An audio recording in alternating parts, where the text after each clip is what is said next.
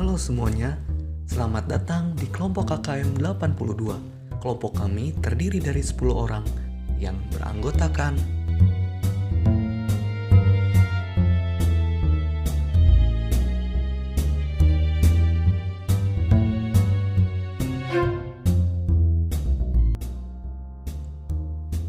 Pada kesempatan kali ini, kami akan memperkenalkan serta memberikan sedikit tutorial tentang akuntansi masjid.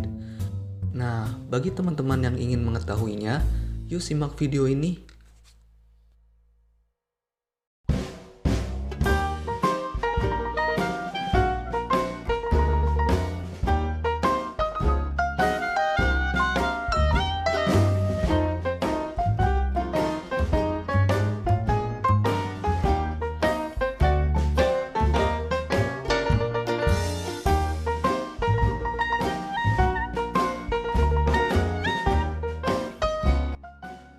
Yang pertama, sebagai bentuk tanggung jawab pengelolaan dana dari publik atau jamaah.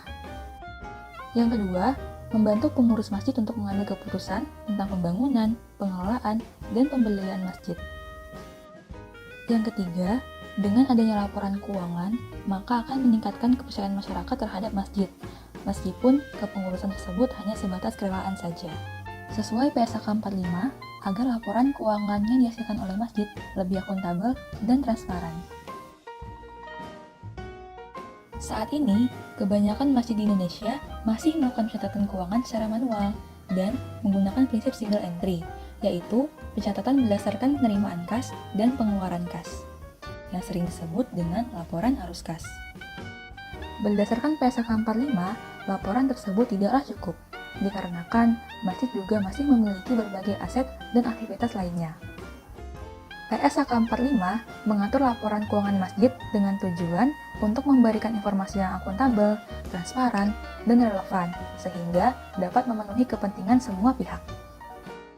Laporan keuangan organisasi nirlaba jika mengacu pada PSAK 45 meliputi 1. Laporan posisi keuangan atau neraca. Yang kedua, laporan aktivitas. Yang ketiga, laporan arus kas. Dan yang keempat, catatan atas laporan keuangan.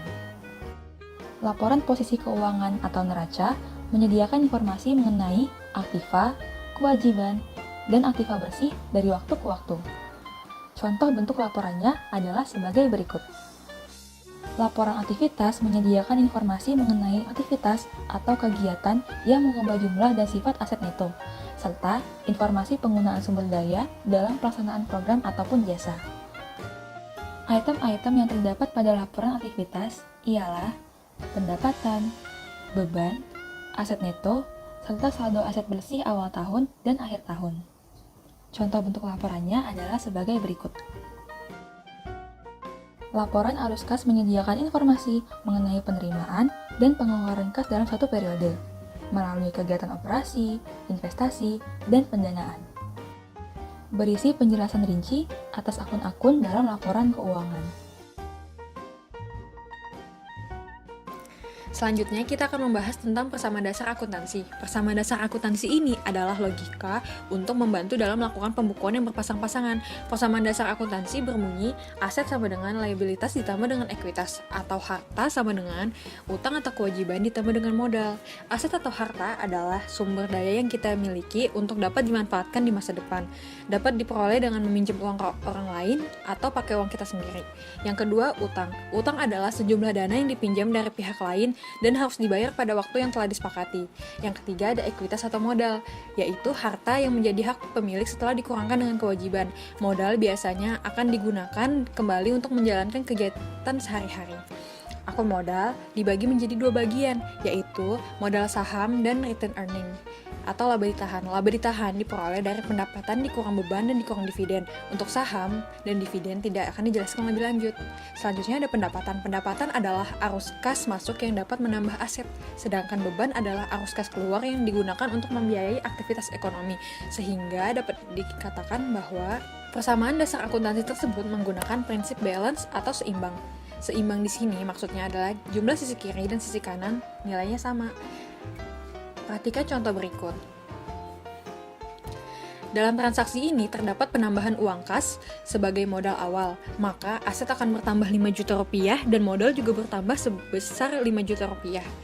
Yang kedua, meja dan kursi merupakan aset, sehingga aset akan bertambah 5 juta. Pembayaran secara kredit dimasukkan ke dalam akun utang, sehingga utang bertambah 5 juta. Sehingga kesimpulan dari dua transaksi di atas membuktikan persamaan dasar akuntansi dengan hasil yang balance atau seimbang. Mekanisme debit dan kredit. Kita akan menggunakan istilah sisi kiri dan sisi kanan. Di sisi kiri terdapat aset atau harta, dan di sisi kanan terdapat utang dan modal. Sisi kiri memiliki saldo normal di debit, dan sisi kanan memiliki saldo normal di kredit. Saldo normal adalah jika akun mengalami kenaikan, maka saldo tersebut akan bertambah sesuai dengan ketentuannya, dan berlaku sebaliknya. Aset bertambah akan menambah saldo di sisi debit, dan jika berkurang bertambah di sisi kredit, sedangkan utang atau modal bertambah di sisi kredit dan berkurang di sisi debit. Perhatikan dua contoh transaksi dari penjelasan sebelumnya. Terdapat penambahan akun aset dan akun modal. Penambahan kas 5 juta rupiah dicatat pada saldo debit, sedangkan penambahan modal 5 juta rupiah dicatat pada saldo kredit.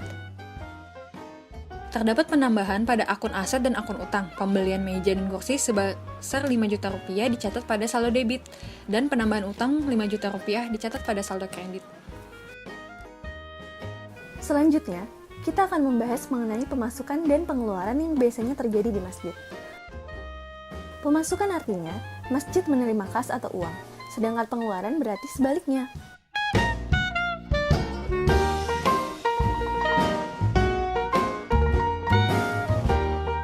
Pemasukan ini untuk selanjutnya akan diganti dengan istilah pendapatan. Kenapa? Karena untuk laporan keuangan yang digunakan ialah istilah pendapatan, bukan pemasukan. Begitu juga istilah pengeluaran. Untuk selanjutnya akan diganti menjadi beban. Pendapatan yang diterima masjid adalah yang berasal dari infak, sodako, zakat, ataupun ada yang berasal dari uang TPA, Taman Pendidikan Al-Quran. Pendapatan dan beban ini digolongkan menjadi 3 jenis. Yang pertama, pendapatan terikat permanen.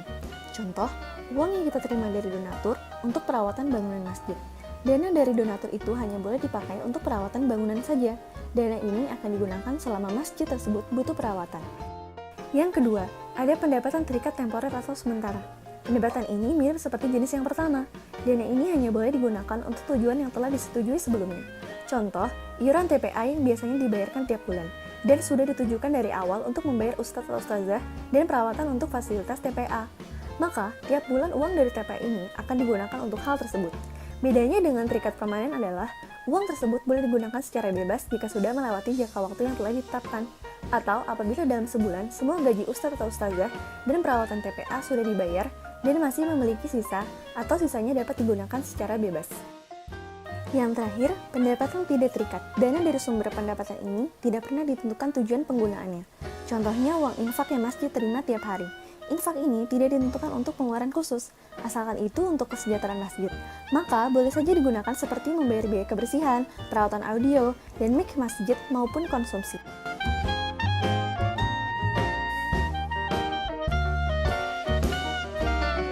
Beban ini simpelnya pengeluaran apa yang kita keluarkan untuk masjid. Contohnya biaya perawatan masjid, gaji pengajar TPA, biaya kebersihan, dan konsumsi. Ilustrasi penjurnalannya. Contoh, masjid menerima infak tunai sebesar 600.000. Maka, kita akan menjurnal seperti ini. Kita akan mencatat kas di sisi debit, dicatat kas karena infak itu kita terima dalam bentuk kas atau uang tunai sebesar 600.000. Nah, di sisi kredit kita catat pendapatan infak. Karena dananya bersumber dari infak, maka harus kita catat sumbernya yaitu pendapatan infak.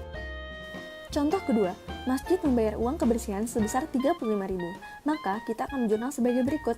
Aset kita berkurang dalam bentuk kas. Maka, kas yang keluar ini dicatatnya di sisi kredit, seperti yang sudah dijelaskan di persamaan dasar akuntansi. Nah, lalu apa yang kita catat di sisi debit? Yang kita catat adalah untuk tujuan apa kas itu dikeluarkan. Uang itu kita gunakan untuk biaya kebersihan. Untuk pengeluaran yang kita bayar akan dicatat sebagai beban. Jadi, kita jurnal sebagai beban kebersihan.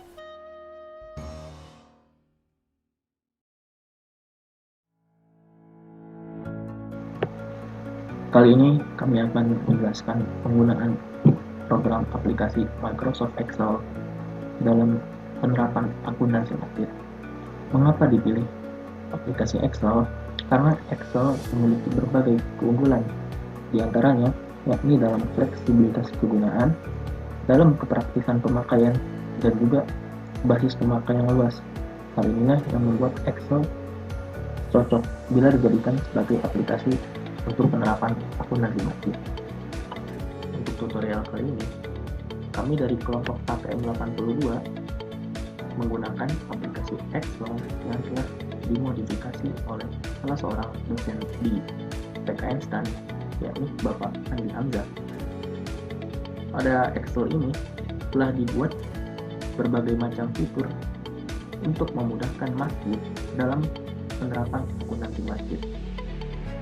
Di antaranya ada fitur untuk anggaran, fitur jurnal, fitur neraca saldo, fitur laporan aktivitas, fitur neraca, fitur laporan arus kas, fitur buku besar, hingga fitur Executive Information Summary. Pada lembar kerja home, terdapat fitur yang memudahkan kita jika ingin menuju ke lembar kerja lainnya.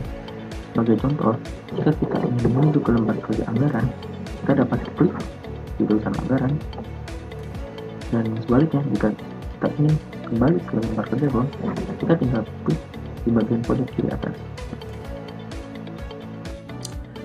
Kedua, sebagai petugas akuntansi, ada baiknya kita menyusun anggaran agar dapat memperkirakan pemasukan serta pengeluaran dari masjid.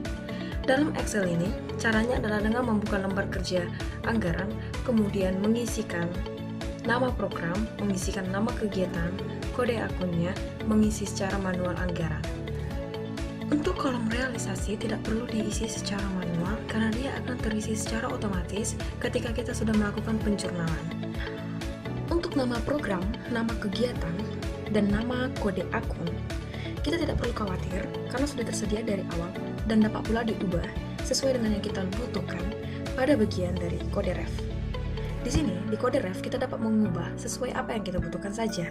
Kita juga bisa menghapus, bisa menambah nama akun yang kita butuhkan.